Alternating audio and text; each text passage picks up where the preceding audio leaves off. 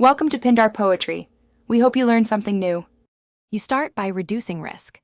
Move curtains, papers, and clutter away from flame sources. Make sure walkways are clear. Next, place heavy, heat-resistant holders and metal drip trays on stable surfaces so wax can't fall on wood.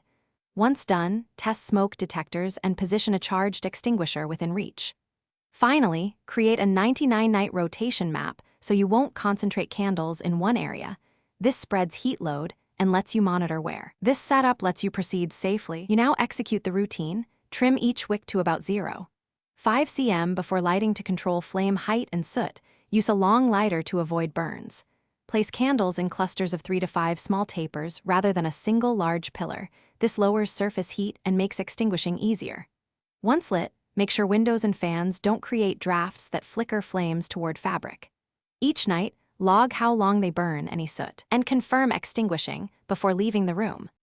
You complete sessions by snuffing candles. Do not blow, so embers don't scatter, then wait until holders cool before handling or storing.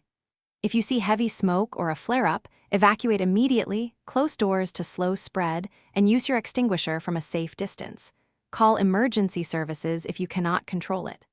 Once the 99 nights finish, inspect detectors and holders, replace anything compromised, and update your procedure based on logs so future runs are safer and more predictable. Thanks for watching. Consider subscribing if we helped you.